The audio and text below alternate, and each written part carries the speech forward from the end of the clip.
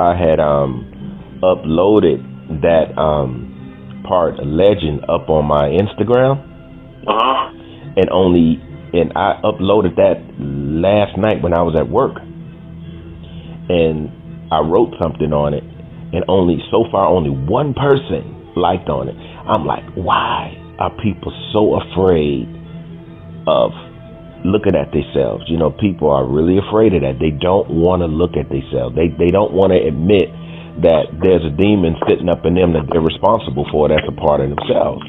Right. They don't want to accept that shit. I'm glad that you ain't like that.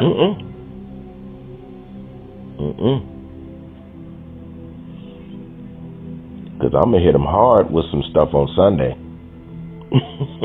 I'm going to hit them real hard. And I was sitting up earlier looking at Say Goodbye Uncle Tom, right? And when this so-called Black History Month come up, I'm going to be hitting their ass with some real hard stuff. I'm going to upload a whole lot of parts from that video. You know, even now, like 40 years later, that movie is still pretty much like not talked about because it's so brutal. Yep. And it really shows the hypocrisy of our people, because you would expect a movie like this, it should be hard for whites to look at it. And it should, in a sense, be hard for blacks to look at it, but blacks need to see that. You know, and not in a sense to where it only make them angry, but that anger should put you in check of the madness that you involved in right now. All of this twerking, all this gang banging, and, you know, all of the self-destructive things that our community done became a part of, you know, because if you could look at that movie and realize that's where you come from, and then you look at your actions right now, since everybody want to honor the ancestors so well, that movie right there will show you exactly how to honor the ancestors. Well, how can we honor these people? By not destroying yourselves, by not getting so deep into this Western culture that you are put in a position where you are actually demoralizing yourself. I heard a song in SX last night where the lyrics was saying that we are gonna go down, but if we all go down, we gonna all go down together. And this is a European saying this, and so I'm hearing this in an immoral sense, and I'm looking around at everybody that's in this SX club at the Win, because they had me working outside last night at the pool, and I'm out there looking at these folks, man, and I'm like, wow, this world is going straight to hell. And I'm looking at the Asian community and how so many of them love Western culture, man, and it made me think about when the samurai was trying to tell the Japanese government, leave these crackers alone. Don't allow them to bring the Western culture in here to contaminate our culture. But if you look at the Asians, they are so knee deep in this Western culture. It is pathetic. And you see very few blacks going around, and the blacks that I see are always surrounded by these white boys, and they laugh, and I be looking at the eyes of these black men, and they eyes are so excited, and they laughing right along with them. I'm looking at these black men, and these black men are overjoyed that these white men have accepted You know. That's tragic. Yeah. That speakerphone is starting to Oh, I'm gonna take you off now. okay, because it seems like that starts right when we talking about something important. Oh, okay, all right, you off now. But yeah, that's tragic, man. I just pictured how you said that in my mind, man. That's real tragic, man. How even now, man. And that's another thing about the conscious so-called pro-blacks that we have on our friends list. Really, the only reason why most of them are complaining is because they just mad white folks ain't accepted them yet. Right. I promise you, the very minute that white folks start loving them and being nice to them, they wouldn't be going so hard as they do. They just mad that they ain't accepted. That same thing with biracials, man. A lot of them biracials, but the only reason why they so-called down with the black side is because the white side of them don't accept them. Yep. And I was looking at these brothers. I'm like, ooh, they are overjoyed that these white boys are putting their arm around them. Everybody's got a drink in their hand, and everybody is lying to each other. Everybody is laughing, and this nigga is so happy. He's even fake laughing.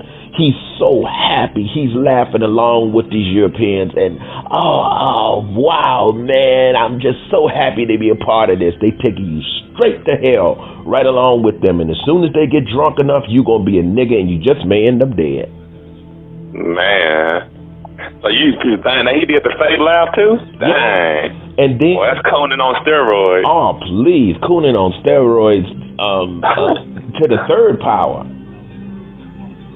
And then, after the club is closed, you know, because the club closes at 4 a.m. And so, what most people do, they go from the club to this bar. And it's called the Lobby Bar. It's two bars, so a lot of people go there to hang out. And a lot of people go there to hang out, and there's always them two black dudes, and always these black prostitutes, and they all hanging out with all these corrupted Europeans. And everybody, you know, you walk past the bar and you look at people and you listen to people, and everybody there is lying. And then when everybody laugh, I look at them and the laugh is so fake. I'm laughing because I'm supposed to laugh. I'm laughing along with everybody, and everybody is fake.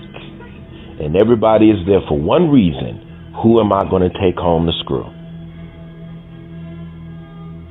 And the black boys want to be accepted by the white men, and the black women who are prostitutes want to be fucked by the white men. They don't never approach a black man. Now, people may say, well, if they approach the black man, does that justify their prostitution? No, it absolutely does not. However, why does a black woman feel as though she is unworthy?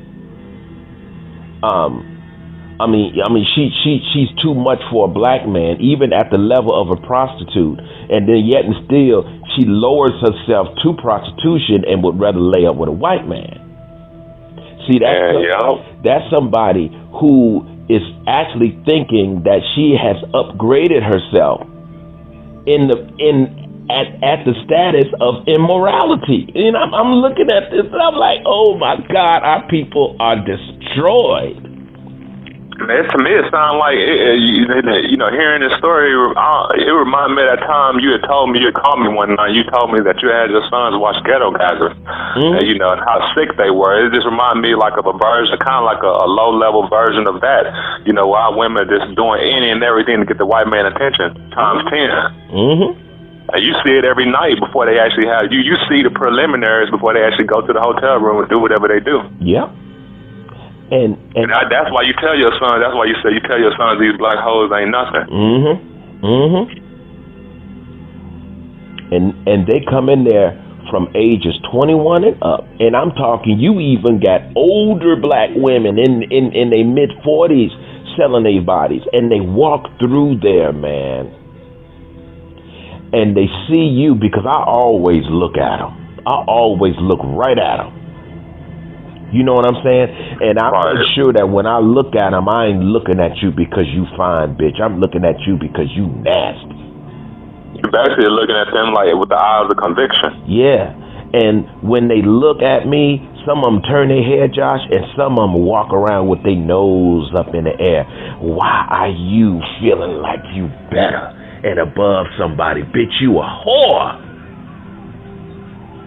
Yo. And that right there tells you why the black community is screwed up. What has happened to this black woman to think that she is better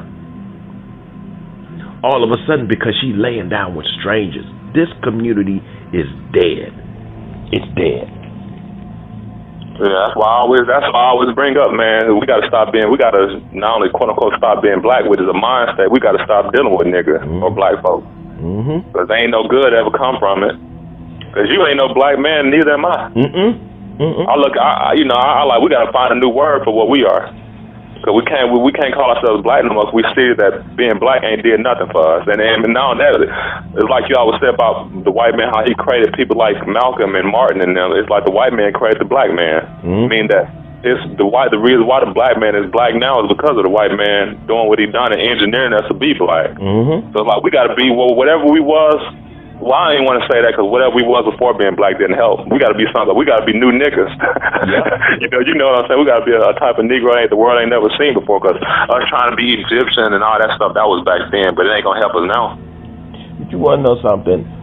Why do you want to claim a people that really wasn't no different than the European? That's where the European got the formula from.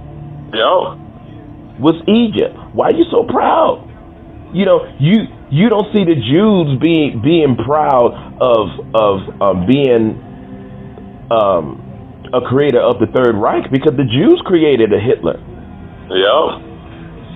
You know, black people want to say, well, I hate white folks. Well, you created white folks. I hate the United States government. The United States government ain't shit. Well, then why are you always, every time I turn around, you niggas is posting all these things on Egypt. You taking Egyptology and all of this stuff. Where do you think that white man got his formula from? Where do you think the Romans got their formula from?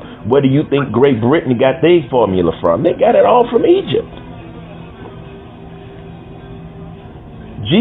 Egypt was the first dictatorship. It was the first imperial government.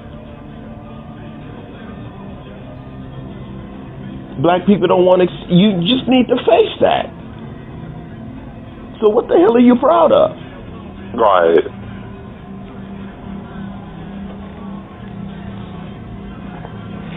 You know, that's why when Michael Madison kept asking me, you know, you want to get the watch the movie Mummy and get back with me, man. I ain't trying to get all into that. I don't care who was if the Egyptians was black. I'm not going to waste my time dealing with that. That doesn't mean anything to me. So what? I don't care who those people were. I'm looking at the situation right now. Why don't y'all look at the situation right now? Yeah. Our people have selective memory. They only want to see the so-called good parts or the highlights of our so-called history, but they don't ever want to see the bad parts. Right. And that's what I see when I put that video up on Instagram, which I'm going to put up this Sunday. I'm putting it up this Sunday. And I'm going to write some stuff on it. No, you niggas going to deal with this. You going to deal with this. You know, they say, but the devil is a liar. You ain't never lied before. So what does that make you? Well, he's the father of, so he's the father of all lies, which means God is the father of all truth, right? Yeah, but the father of all truth created the father of all lies. You know, and then even in your own book, there's many scriptures where it tells you God intended somebody, he didn't send a deceiving spirit. So it's like, to me, you can't win with God or Satan. You can't, because they're the same. Yeah. Well, God is good. No, he ain't. Well, God is all good. He's not all good. Okay. Are you all good? No. Okay, then. Aren't you an extension? He said, you know, I created man in my likeness. Aren't you like God? Yeah, okay, then. That's why you fucked up. Yep.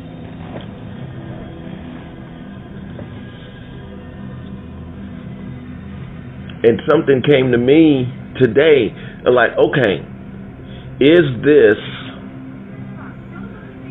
insight given for a reason?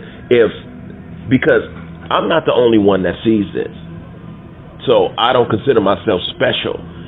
Right. A lot of people see this. So if this insight is given to us, what is on the outside? Is it something that is in fact divine? See, because a lot of people would say, well, the white man screwed up the Bible, so God is all good. Well, where's the proof? Because I don't see no proof. And then I'm looking at the world, and he said, I created peace and war. And then I'm looking at the weather. You've got beautiful days, which is peace, and then you've got war, which is tornadoes, hurricanes, all that stuff. I even see it in the weather. Oh, yeah, man. Shoot, that Houston situation is a perfect example of that, and that's happening right now. So, what's good about that? Volcanoes, there ain't nothing good about volcanoes, hurricanes. Yeah. Ain't nothing good about that, especially not tornadoes. Tornadoes destroy everything. I live, not in my area, but I'm not far at all from places where tornadoes, because in Texas, tornadoes touch down all the time. I don't know how it is out there where you at, but here, it's normal. No. There ain't nothing good about that either. Yeah, what's good about that? People like, you got the Christians, they're like, well, God punishing the wicked sins of the wickedness, so he ought to be punishing you. So, you ain't wicked?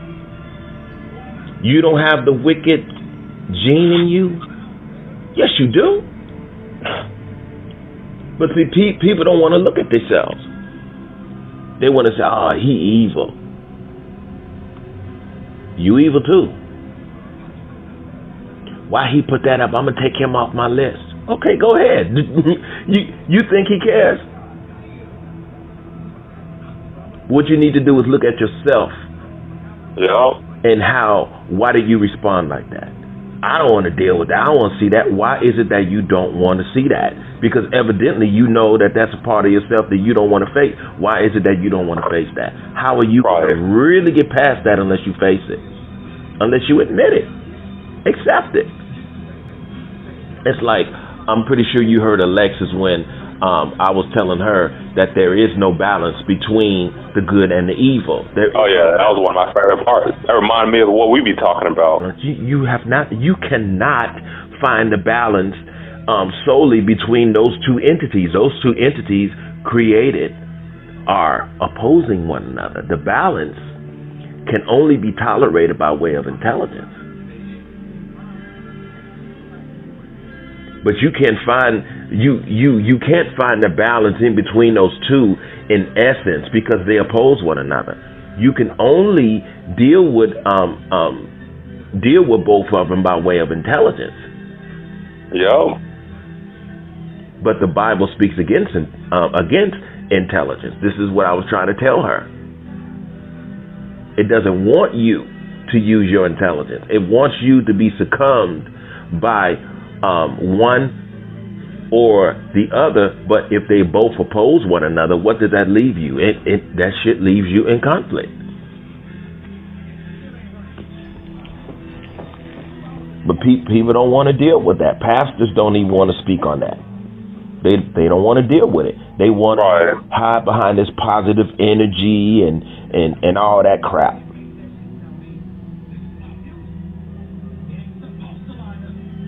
They want to hide. The only way you get healing is talking about stuff that we talk about and being honest about it. That's the only way you're going to ever have a true transformation. What you finna say, Dave? No, it's just that you have to see yourself exactly for what you are. And then, okay, if this is what I am, then who am I in reference to what I am? Okay, well, this is what you are. You are a combination of both. Okay, if I'm a combination of both, and if I am indeed a part of this evil, then what type of evil am I? Am I just a downright evil human being, or am I one of those people that are evil for unnecessary evil? That when I went into meditation and the Creator showed me that I've made you're evil, but you're evil for a good reason. Well, is it a good reason that most people are going to agree with? No, because that's where the duality comes in. Because a lot of people are not going to see what you do and what you say as good, even though you're that part of yourself that is evil, which means that part of yourself that don't care how people feel, doesn't care how it affects people. That real ruthless, that real ruthless. It's not a recklessness, because it's not that you're being irresponsible, but it's a ruthlessness in regards to being insensitive to other people's petty sensitivity. Right. I don't give a damn how this makes you feel. This is going to be sad. Now, even though people won't be able to emotionally deal with what you say, but that memory of what you said is still there. It's implanted. And then after the event, and they go off and they discuss what you said with people, and somebody goes back and forth, that's not doing nothing but ingraining what you told them further and further into their minds. And sooner or later, they're going to say, you know what? I didn't like what he said. I think he's an evil man, but what he said was true. That's all I know about. That's the necessary evil. Now, he may be looked at as an evil man, but look at what he's doing. Well, he's evil. I can't be around him. What is he doing that's so evil? I don't like the things he say, but is what he's saying true?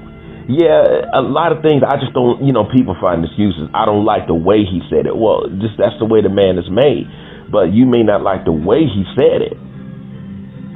But what did he say? Was what he said true? Yeah, okay, then that's all he cared about. And that's all you should care about. And really, you think about it, the way you will communicate. A lot of people take that as hate, but if you think about it, you truly just get deep into it, that's really love. It is that we have been so corrupted, and we have romanticized love and hate to such a degree that we get them confused. What you're doing is really loving a person, but people would take it as hate because it doesn't put that touchy-feely emotion in them, and you make people think too much. People don't like thinking. No. So they take it as, hey, man, to hell with that. That nigga made me think too much. He made me question myself. And man, you already know, like you said at the beginning of the conversation, people don't they don't really just question themselves or look at themselves. They don't want to be honest. So what they do, they're going to see a lot of things that they don't want to see. Because it's even in my book, when Daniel made Thomas up on top of that apartment building after they got through fighting, Daniel was telling Thomas about himself. And after that fight, when Thomas was in the hospital, he went and he talked to his partner Patricia while she was asleep, but he went in there and he woke her up. He needed to talk about what happened, and he told Patricia, I didn't like some of the things he was telling me. And he made me look at myself. He was telling Patricia, it was like I was standing in front of a mirror with my back turned, and he came and he turned me around. And he made me look at myself, and I knew what I saw. And she said, well, what was it that you saw, Thomas? And Thomas said, nothing, a whole lot of nothing. And he said, and that concerned me. That really upset me at the fact that when I looked in the mirror, I didn't see anything. I didn't see anything of substance. And what a lot of people don't understand is that once you look in the mirror and you see nothing, you should rejoice, because if you can see nothing, then that's the beginning of your resolution. It's not. Oh, you go. No, it's not a time for you to say, "Oh my God, I'm so sad." Are you serious? That's a beautiful moment right there. Is when you can look in the mirror and see absolutely nothing. Because if you can see nothing and recognize that that's a terrible thing, how do you recognize that as a terrible thing? By that part of yourself that is much better than what you see in the mirror, which is nothing. Now it's time for you to start your evolution. What are you going to do from that point? That's where the redemption begins. That's the dawn of redemption right there. Go ahead. I was gonna say, man, I was just gonna add to what you're saying about how I mean, the way I was gonna say it was gonna be beautiful. It's kind of like it's not as smooth now. But I was gonna say, like, when you see that the mirror is empty, that's when you could become everything. I wasn't gonna say it like that, but it would be similar. You know, that's the truth. When you just have been stripped void of all of those preconceived notions, you just like empty and you see all your flaws, that's when you can totally have that transformation that the Creator wanted for you all along. It's just sad that it took all of those other things to get you to that point. Yep. So when you look in the physical mirror, like when we go into the restroom and we wash our face and we groom, the only way that you can improve yourself, you have to look in the mirror. And after you look in the mirror, then what do? You recognize what you can improve, and so you groom yourself. You have to do that with your mind, you have to do that with your spirit, but you cannot go into it with false implications and false assertions of yourself that you've gotten from religion. I'm this, I'm a child of God. No, you ain't. No, you ain't. You jacked up. You nasty. You foul. You are all of these things. And you know you are. Yo. Won't you just look at it? No, I'm this, I'm that. You will be able to get to that until you're never going to be able to reach that until you look at the fact that you are messed up. And it's sad, man, that the whole vibration New Age movement, it like people, they can't even admit no more that they really screwed up and they really hurting now. Mm-hmm. And I fell into that too up until this year, when I just started being honest. I'm like, I'm messed up in a lot of ways. I'm broken. And you know, ain't nothing wrong with admitting that. And when you admit that, well, it's kind of like a ways out there, because now you can kind of piece together what you can do today to piece yourself back again, but in a different way and in a you know. So I agree with you. You definitely on point, man. We got to start being honest about our pain, our transgressions, our flaws, because that's not what we're gonna ever get right again. And you know, that's why the world is screwed up. This goes back to what I was telling Alexis when she was saying, I know you don't like the Bible. You know, no. I told her, I said, you know, I don't like the way Christians treat people. Now, there are some things in the Bible that I absolutely agree with. I totally agree. I agree a lot of what Yeshua said when he said the kingdom of God is within you. It's there. But for you to recognize the kingdom, you've got to get past all of that foulness that's sitting up in you. It's like washing dishes or cleaning your house. You got to clean your house. You got to go inside and say, okay, I don't need this. This got to go. That's got to go. And as you throw things away, that's the only way that you are going to be able to say, okay, now this is where I need to be. Every human being has to do that. You got to do that. That's the only way this kingdom of the Most High is going to be manifested on earth. You have to start with yourself. But see, Christianity doesn't entice anybody to look at themselves. They want to look at everybody else. Yeah. You know, and Islam is a self-servient religion. And I know a lot of people were shocked when I put that Farrakhan video up and I said, I only want to hear from the Nation of Islam. What did this mean to y'all? And you see, not one Muslim touched that. What's wrong, y'all? Y'all don't want to admit that y'all been pimped all of these years? This man done pimped y'all for 50 years. He done pimped y'all. Y'all been out selling Final Call newspapers. Y'all been doing everything for this man. And he's been pimping y'all. And now that he's on his way out, and he ain't publicly saying that somebody done told his yellow ass he getting ready to die. You know what I'm saying? But I hear it in his speech. And I'm looking at him. He got that hair down and all that makeup on his face. Farrakhan, that's just the way Farrakhan's got makeup on that video. I'm not stupid. How the hell can you say, well, he's so healthy? This dude is on his way out. And now that he's on his way out, he ain't no different than these crackers who are laying in their beds. Now they want to confess that I confess that I lied about Emmett Till because she's trying to get into heaven. Farrakhan's doing the same thing.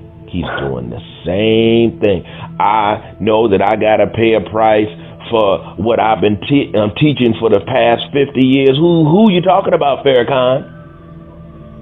See, he saw Elijah Muhammad's teaching as a business thing. When it all boils down to it, it was all business. It was not for black people. And I was telling them that way back in 1993. And then when they came to 1996, when they, no, what was that, 2011? Or it was one of the years when he did the Million Man March, and he got $183 million from the Million Man March and did not invest not one dime into the black community. That all went into the Nation of Islam to take care of him and his family. Then they saying, well, and then he's up there saying, the money don't go to me. You the leader, fool. It ain't in my name. It is in your name, Farrakhan. You are the owner of the Nation of Islam. He owns that. That's his product. And so he's going to benefit from that. He's the leader. The money goes to taking care of the leader. You are a pimp. All of the money that the prostitutes made in Chicago, they used to all come to Red, give Red the money. Red would distribute the money and make sure that everybody was living good enough so that they can remain sane, that they can eat and they can stay pretty and still have some little money that they could splurge. But he still was pimping everybody. Farrakhan is doing the same thing. He did the same thing. He pimped y'all. For 50 years he pimped y'all. And now he's going back. He's going back to the same religion that Elijah Muhammad told them to stay away from. Yeah, I remember a few years ago, when it seemed like he was kind of bringing the Nation of Islam into Scientology. What was that all about? I never asked you about that. What was that whole debacle about him bringing Ron L. Hubbard, his books to the forefront? Do you know anything about that? Well, that was his way of slowly bringing the Nation of Islam into Christianity, where it's at right now. Now, a lot of people say, no, but that's Scientology. Scientology is Christianity. You're on steroids. Scientology is Christianity. That was just to condition the people to look at Scientology as not exactly Christianity, so that they can knock it down, because you see that he's not really talking about that no more. He ain't talking about Scientology no more. No. He brought Scientology up to give credibility to the original Christianity, where he's taking them right now. For 50 years, as far as I'm concerned, he's actually was like a government agent in the Nation of Islam to keep the Muslims under control, so that in the end he can usher all of these people who he used Elijah Muhammad's teaching to follow him, knowing that he wasn't really going to do nothing. All of a sudden, somebody from the Nation of Islam is able to march 2 million black men to Washington, when before the Nation of Islam was against marching. But Farrakhan was able to do it. What's behind the scenes? Why are y'all allowing this man to do this? What's really in the plan? And so, as far as I'm concerned, he was put inside the Nation of Islam to be almost like a fishnet to see who is able to still follow the teachings of Elijah Muhammad. And so he gained all of this exposure. He gained all of these members, and now he's taking them right back to Christianity, because You know, because he knows that, hey, these niggas would follow me anywhere. You see, I got them to follow me to Scientology. So I'm going to get all these niggas to come back to the church. Oh man, I was watching the video, man. I saw them sisters or whatever when he was preaching. I'm like, man, it seemed like to me the Nation of Islam reminded me of the black church.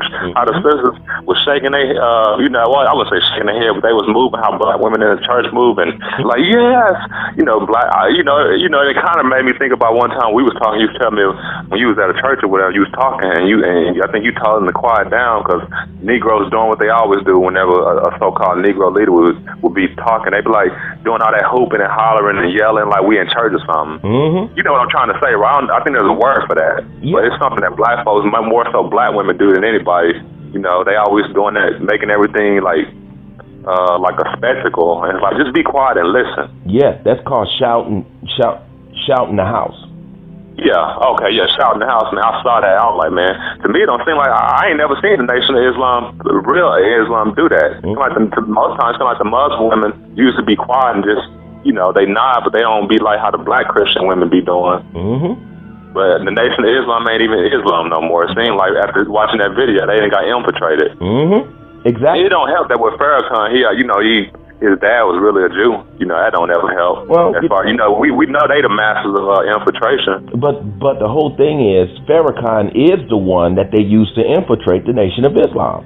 Yeah. He went in there to appeal to Elijah Muhammad because Elijah Muhammad loved him some light-skinned niggas.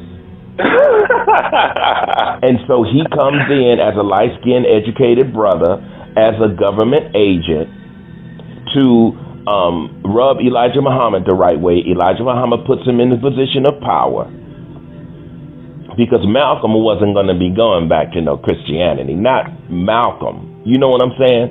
Right. But Farrakhan, after all of these years, after living good, people say, well, after all these years, hey, look, let me tell you something. The government can say, we'll do that in 20 years. See, 20 years don't mean nothing to them because they secured with money. Time goes by very easy and fast for people who have money. That's true. It goes by very hard for us who have to work every day. Farrakhan ain't working. The hell is he doing? The only reason why he's talking this right now is because he is on his way out of here. Because when his son was looking at him, I was reading his son. And I'm like, okay, I have to make sure that when I'm observing his son, I'm looking at myself. Yeah. So I have to really look at his son, and I can tell that he did not discuss this with his son. His son was like, what the hell? What is he getting ready to say? I'm going to just say it. I know my Redeemer liveth. I have to pay a price for what I've been teaching for the past 50 years. Okay, if you look at his sermons, he said, I've been teaching y'all for the past 40 years. And then when you see when the last time he said the last 40 years, it actually was 10 years ago. Right. So what are you doing? Are you rejecting Elijah Muhammad? And see, he done already set the Muslims up to say he's not talking about the Jesus of Christianity. The Quran talks about Jesus, but the Quran doesn't talk about Jesus in the way that he's talking about Jesus. See, he done manipulated y'all minds to actually think that he's talking about the Jesus of the Quran. He's leaving y'all behind. Now, the Jesus that he's talking about, that he got them talking about, is the Jesus of the Quran, who is the prophet, but not the Redeemer. He said, I know my Redeemer lives. He's talking about the Jesus of the Bible, y'all. Yeah. He pimped y'all for 50 years. Accept it.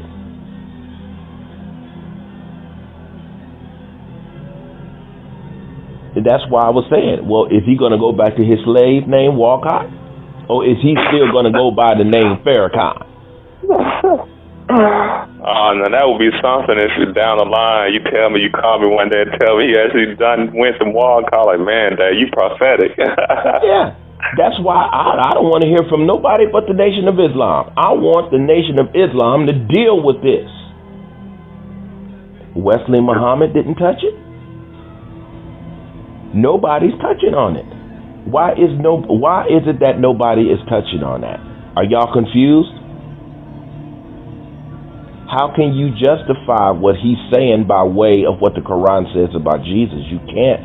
I know your book. I don't speak on the Quran a whole lot, but I know that Quran just as well as I know the Bible. You can't tell me he's talking about the Jesus of the Quran because he said Redeemer. The Quran speaks of Jesus as a prophet. And it really doesn't talk a whole lot about Jesus in the light of him being a redeemer. The Quran says that Muhammad is the redeemer. So who is he talking about, y'all? He's talking about the Jesus of the Bible because he's afraid, because he's getting ready to close his eyes for the last time. And he is afraid that when he closes his eyes for the last time, that he's going to end up someplace he don't like to be. So what is he saying about Elijah Muhammad? Is he saying that Elijah Muhammad went to hell? Come on, y'all, deal with it. Right. Because if he's saying that he's got to pay a price for everything he's been teaching for the past 50 years, what teaching? These are the teachings of the most honorable Elijah Muhammad. So are you saying that Elijah Muhammad is somewhere paying a price? Then you say Elijah Muhammad is supposed to be on this UFO you've been talking about? Right. The mothership. I thought he was on the mothership. Deal with it, y'all. Deal with this. I think they embarrassed Josh, for real. And when was the last time did you got to see those brothers, the Nation of Islam out in Vegas? It's been a while, but I've been in contact with Brother Wesley, and I was supposed to have gone to talk to Minister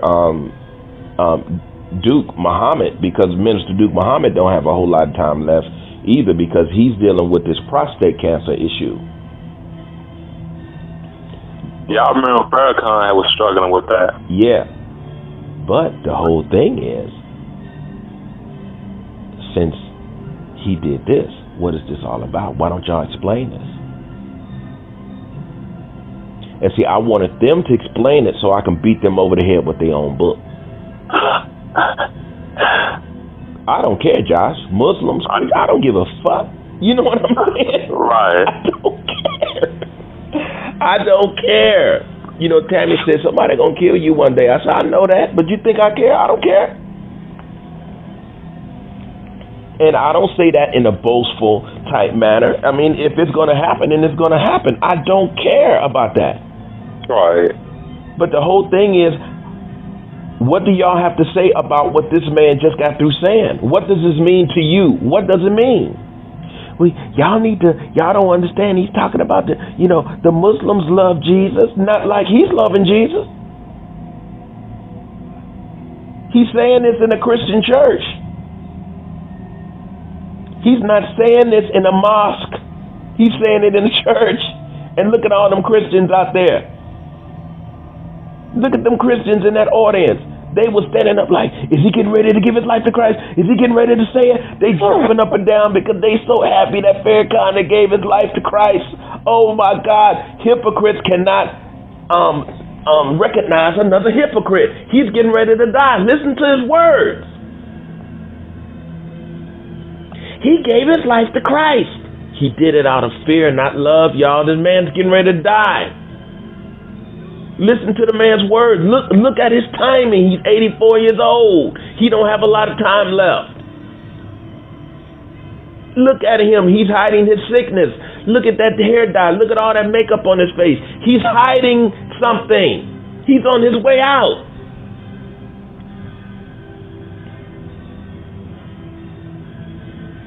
Come on, y'all. Look at this, man. Look right at it. Yeah, okay, I'll be evil then. I'll be your devil. I'll be all of that. But it's a lot of brothers like me out there, man, and it's a whole lot of them coming up that's getting ready to kick y'all ass. Get ready to kick y'all ass because we sick and tired of all this foolishness, you know? Right.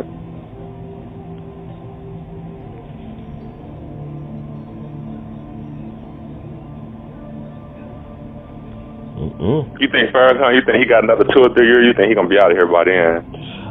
I don't think he's got less than 2 years left.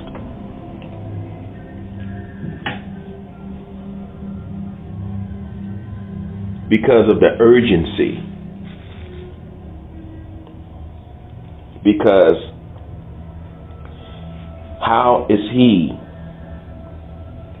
going to justify what he said? How is he going to explain what he said without people looking at him knowing that this man is trying to bullshit us?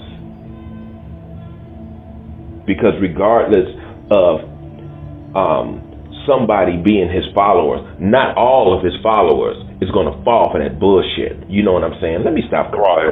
But not all of his followers is going to say, Actually, he's in a very dangerous position right now. So the research that I want to do is how many of the original followers of Elijah Muhammad are actually alive right now. How many of them are actually alive that would challenge him, that would say, we should kill this nigga? Why are you giving back all the money, Farrakhan? Why are you giving back all the houses? Why are you giving back all the clothes? Are you trying to save your ass? Are you trying to save your life? That's what I want to know. How many of the original followers of Elijah Muhammad are alive right now who would kill him or who would incite others in that nation of Islam to know that, you know what, this fool has been playing us for all this time? Because see, back in the day when he was rebuilding the nation of Islam and he had a whole lot of the original followers of the nation of Islam to help him build the nation of Islam, it ain't nowhere in the world he'd have been able to say that to them. No way. So how many of the original people of the nation of Islam are actually living? That's what I want to look into, because those original people who were in the nation of Islam, it ain't nowhere in the world you can run that game on them and live. No way. No way. Because see, and the reason why I say that, Brother Josh, is when Malcolm has said that he went to Mecca and he realized that everything that Elijah Muhammad was teaching was wrong, and he called Elijah Muhammad a religious faker, what is Farrakhan saying? Saying that I know that I have to pay a price for what I've been teaching for the past 50 years. Are you saying that by you being a follower of Elijah Muhammad, and if you saying that these teachings that you've been teaching for the past 50 years are wrong, are you too calling Elijah Muhammad a religious faker? Yeah, I never heard nobody say that. Question it like that. Not even the people on our friends list who are into the Islam thing. That's my point. Is he saying that Elijah Muhammad is a religious faker? I want the nation of Islam to deal with this. Come on, let's deal with this. Because I want somebody to deal with it so I can drop that bomb. Is he saying that Elijah Muhammad was a religious faker? If he's saying that Elijah Muhammad was a religious faker like Malcolm, and if he said that Malcolm himself was worthy of death, are you worthy of death now? Should you pay the same price Malcolm paid? Come on, let's deal with this, Brother Josh. Right. Let's deal with it. Because you can't say Malcolm was wrong and you turn around and you say that what you've been teaching for the past 50 years is wrong. If Malcolm was worthy of death, then so are you. Giving back the money and the house and the clothes? Nah, brother. See, because when y'all told Malcolm to give back everything and he didn't, y'all killed him. So what are you trying to do? You trying to get back the house and the clothes and all the money? You think that's going to save your ass from the wrath of the Nation of Islam? A lot of people may say, well, I'm pretty sure he don't have to worry about that. Yeah, I'm pretty sure he don't. Considering he been brainwashing these niggas for all of these years. But I want to know how many of the original followers of Elijah Muhammad are alive today. Is there anybody left that would encourage his death right now? I want to know. Now, people may say, well, you act like you want somebody to take him out. Hey, according to the way that the Nation of Islam operates, it seems like to me he's just as worthy of death as he asserted of a Malcolm X. Let's deal with this shit.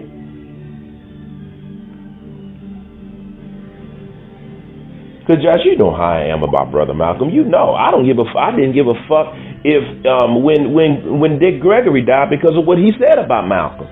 Yeah, I think didn't Dick say he was a traitor and all that, and all that crap.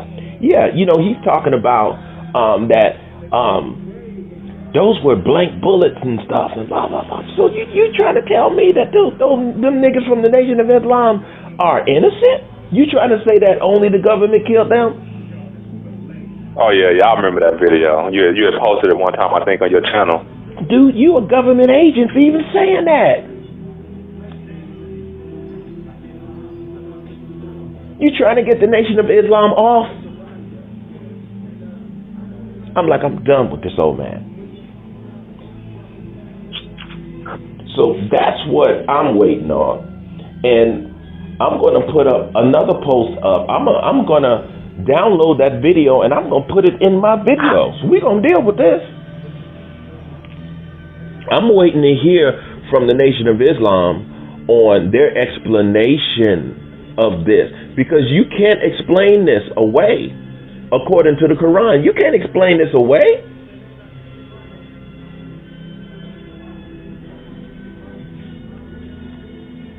That's why I tell people you got to study everything, man. You have to observe everything.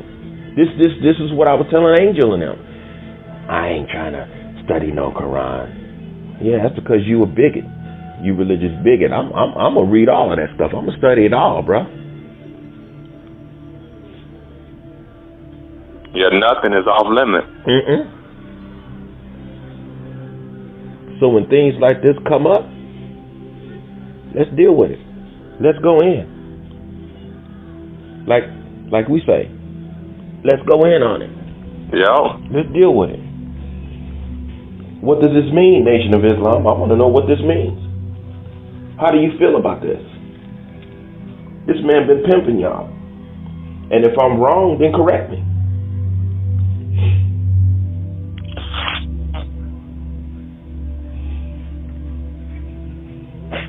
Because there's not one religion that I've ever experienced that every time you turn around, they leaders say something. They always got some kind of explanation for something. There's always some little twist in it. There's always some fragmented perception that they're always trying to give you.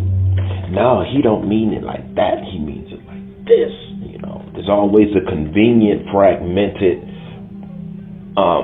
concept that they throw in there. Now, he's not talking about the Jesus of the Bible. He's talking about the Jesus of the Quran, but the Quran talks about the Jesus of the Bible. Come on, y'all. It's in y'all Quran. You don't call him Yeshua in your book. In the Quran calls him Esau, but in the Bible, but in the Quran that Farrakhan and them utilize, the name Jesus is in there. And don't tell me I'm lying, because I got one. I've studied y'all Quran. I've studied the Nation of Islam's Quran, and I've studied the Sunni Muslim Quran. I've studied y'all shit. Explain this. What is he telling y'all? Okay, now I want to know. Does his wife agree with him? What about his daughters? What about his grandchildren? How are they dealing with this? I want to know. Right. I want to know this shit. I want to know these things, man. How y'all dealing with this? Because them Christians in that audience, Josh, oh, they were so happy. Ah! He putting the chains back on his people. Seems like almost every black so-called leader does that. Include, speaking of black leaders, how do you feel about Umar? I know you didn't see his videos. Umar. Umar Johnson? He like the new, he ain't new, but, for years, man, he been like one of the number one speakers in the so-called conscious community. You didn't see him. I know you didn't see him before. Yeah. I know who you're talking about. I don't like him because he's more emotional. He's too emotional, and he's not intellectual enough to me. Right. And I can't take him serious because he done already contaminated himself from messing around with strippers. We don't need that. You know what I'm saying? And I don't like his approach. To me, he's just a nigga. He's just a clever talking nigga. Yeah, like Sarah Student Seti. Right. And see, to me, the greatest example that we had was Brother Malcolm. And I know you didn't really care for Khalid. I know you told me that. You felt like he was just another nigga. Khalid was an entertainer. Brother Malcolm was intellectual. He was a gentleman, but he was serious. He was neat. He was intelligent. He was incorruptible. He had a wife and kids, and he wasn't messing around on his wife. You asked Malcolm a question, he answered you with intelligence, and he never lost his cool. You know what I'm saying? He wasn't emotional. He was very intelligent. He was in control. Yeah. That brother is not in control. When he gets upset about something, it's emotional. It's not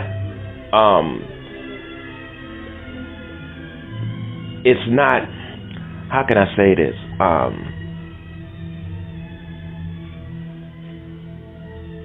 It's not a very high level of an intellectual expression like Malcolm.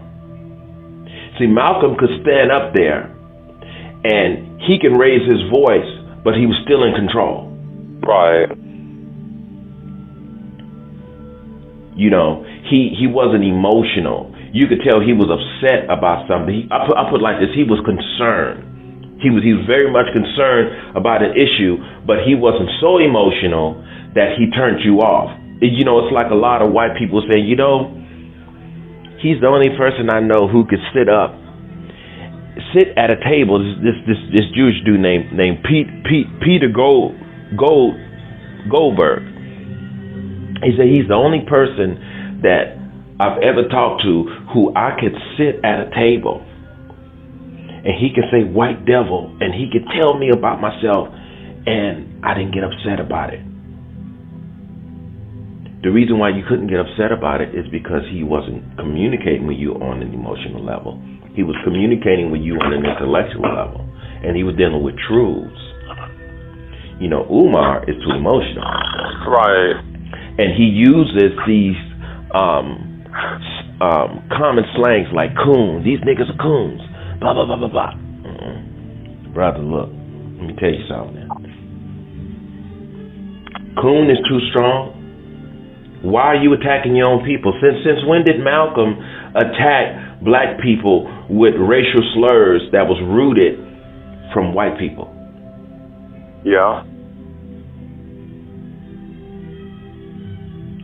See, when he used Uncle Tom, that came from us. That didn't come from the European. Yeah. When Malcolm used Uncle Tom, you knew exactly what he was talking about. But coon come from Europeans. That dude would never be a leader. Not a true one. Mm-mm.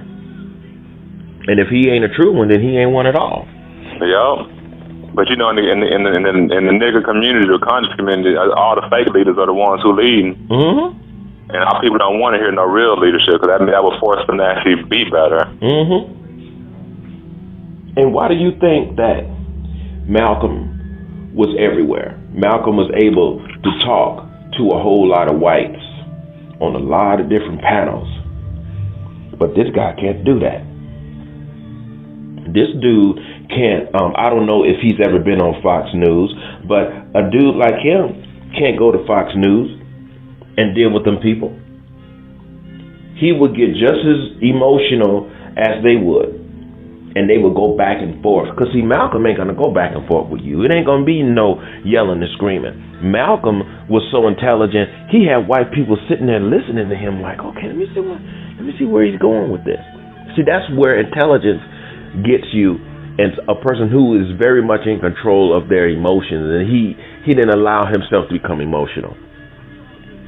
He stayed intellectual. And a perfect example of that is when he was on that show when he first went out, and I'm pretty sure you've seen it when he was on that when he was on that panel with all of those different white men, and they was trying to deal with him. Malcolm never lost his cool. That's why I tell people I can tell Obama studied Malcolm. Oh yeah, man. You never seen Obama ever lose his cool. Mm-mm. And he was a great debater. Mm-hmm.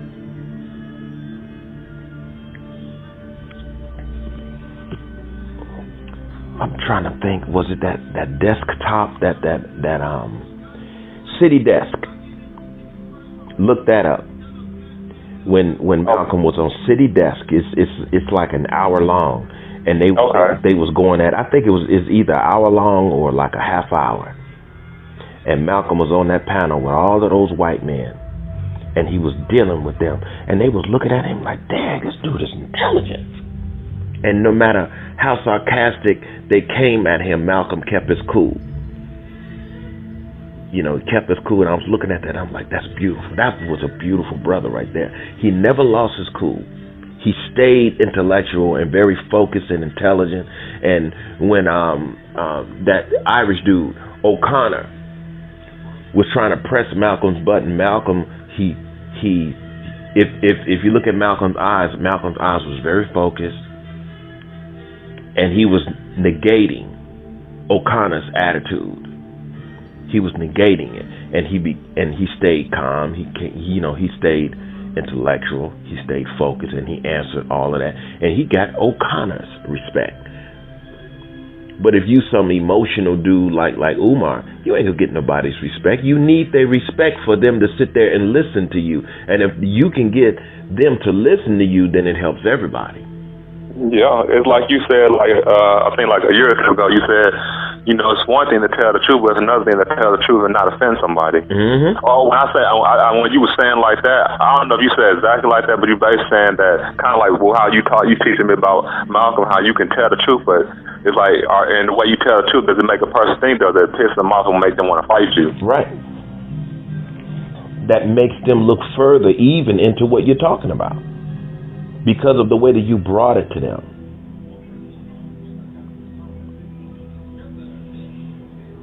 You know, and they even liked Malcolm. And this is a man who's sitting there calling them devils. And they like, you know what? Even though he called us devils and stuff, I kind of like that dude. It's because of the way he carried himself. He was proper. He was a gentleman. He was a gentleman about it. You know, he was clean cut. He wasn't hip hop. You know what I'm saying? Umar is hip hop. You know, well, we need Umar. Why do you love Malcolm so much? That's what you need. Yeah, if our people would have just listened to Malcolm, man, we would have been free a long time ago. Mm-hmm. Because he was the brother with the plan, or he would have had the plan had they not killed him. Mm-hmm. And, you know, speaking of that, man, I don't know if I ever asked you, like if had he lived, like, what do you think he would have evolved into, Dave? Like, what could you have saw him growing? Because we know after he went to Mecca, he was not the same Malcolm that he was prior to that. So what do you think he would have became in time? I know that he would not have become a Christian at all. No, because Malcolm was deeply into Islam. So tell you the truth, um, considering the way Malcolm was talking, I'll just be totally honest with you. I think Malcolm probably would have ended up being a disappointment. Neither You said that, being a disappointment. yeah, or Malcolm would have made things better for us in America right now. And that's why sometimes I wonder, because the direction that Malcolm was taking everybody in was a good direction until he came stressed out because of the constant attacks of the Nation of Islam against him and his family. They broke him Right. down and they stressed him out to the point where he didn't even want to live no more. Yeah, like in that movie, he was like he was in a day. They say in real life he was like that. The day before he would die, or the day of his day, he was like he wasn't even there. Yep. And it's like they said that he had showed up late at the Audubon Ballroom, and they said that what Spike Lee didn't show was that Malcolm had walked 2 blocks to the Audubon Ballroom. He didn't drive to no Audubon Ballroom. He walked there, out in the open. And they like, that was strange because Malcolm was never late, and he walked. They showed him walking. Wait a minute, let me go back because I want to be accurate. Okay, Spike Lee did show that.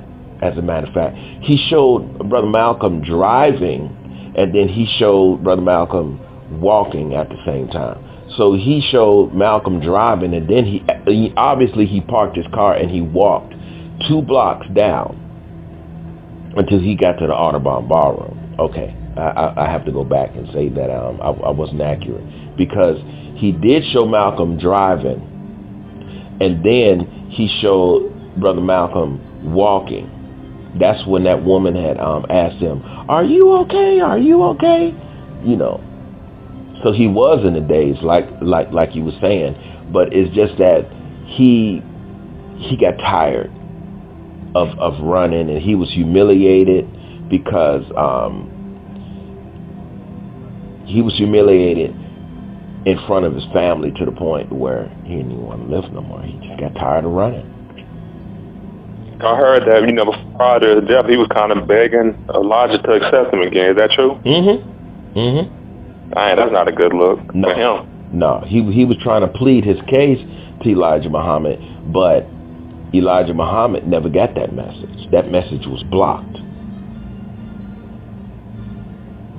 Now, if Elijah Muhammad did get that message, then Elijah Muhammad was surrounded by a lot of people where Elijah felt like he couldn't bring Malcolm back because he probably was afraid to bring Malcolm back. Now, when I talked, I think I told you about this, when I talked to Wallace D. Muhammad out here at a Sunni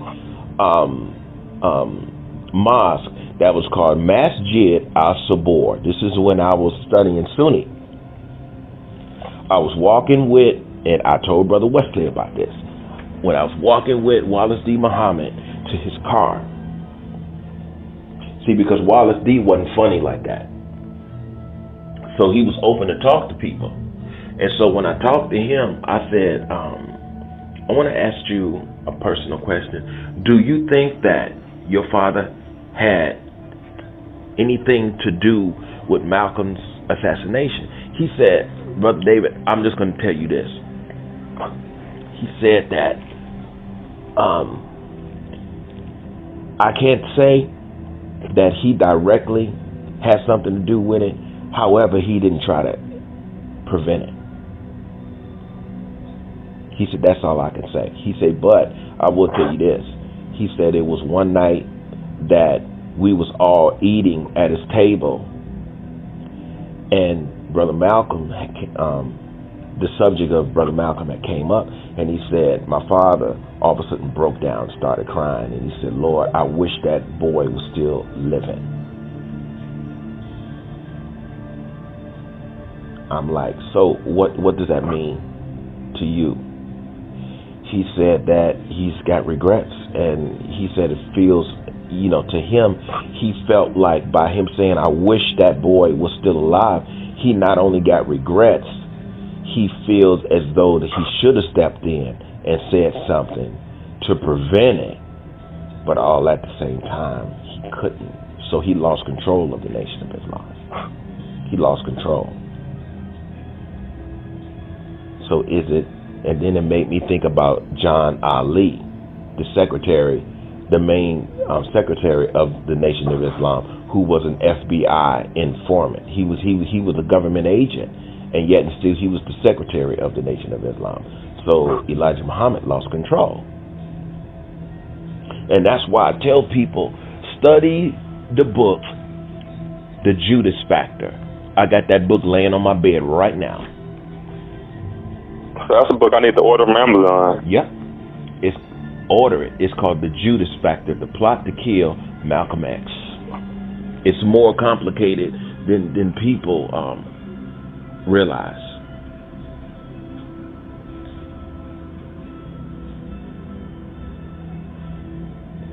So he had regrets. He had regrets about what happened to Malcolm. Even Muhammad Ali, he said his biggest mistake was rejecting Brother Malcolm. Yeah, I did remember reading that.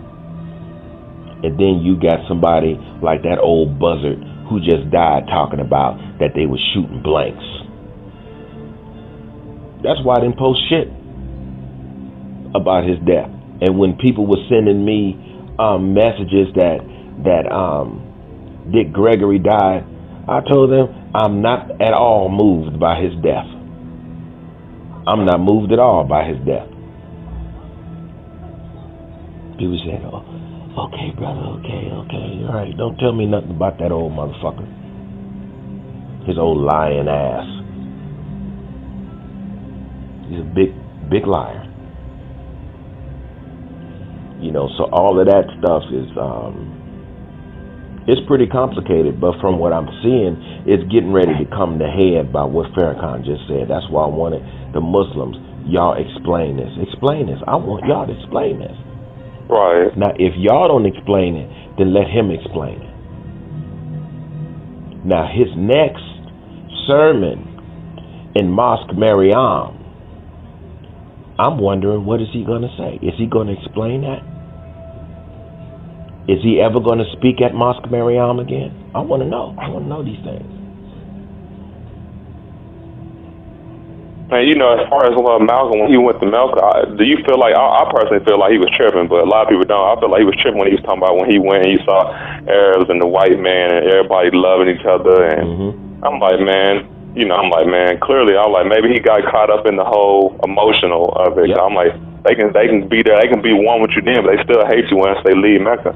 I felt like he was tripping too. I felt like he got caught up in the ritual and the whole idealism. He got caught up in emotionalism and idealism. See, because the reason why I say that, Brother Josh, is because due to the fact that whole Mecca thing is in fact a ritual, it's telling you that everybody meets up and we're all going to spend a week together and just be Muslims. The Sunni, the Shiite, the Hanbali, the Hanafi, the Nation of Islam, and all these different Islamic factors come together, factions come together, and we are going to practice brotherhood for 1 week, and we're all going to be one for 1 week, but then you're going to leave and you're still going to be fragments. You guys are hypocrites. You guys are hypocrites, because if you are going to be one nation of Muslims, isn't the Mecca effect supposed to bring everybody together as Muslims? Isn't it supposed to destroy these different perceptions and these different concepts of Islam and bring everybody together as a nation of Muslims? That's right. What it's for. I mean, isn't that the effect that it's supposed to have? Or if you leave and you're still divided, then it was all a ritual, and rituals don't mean a damn thing. So to me, I agree with you. I feel the same way that Malcolm was tripping.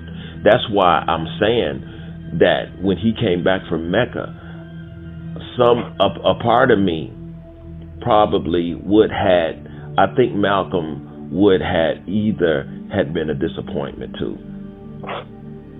I sometimes wonder, would he have ended up being a disappointment like Farrakhan? Is being a disappointment? But people say, well, why are you saying that you're disappointed in Farrakhan when you say you're not a religious man? Because you don't support Islam either. Because I say that black people need a leader who's not a religious man. Because if he's a religious man, that implies he's got limitations on him. Yep, and he's gonna try to do the same. He can only think within the bounds of that religion. Right. He's not going to do whatever's necessary to get liberation. That's why you need somebody who is not a religious man at all. He can't belong to any religion.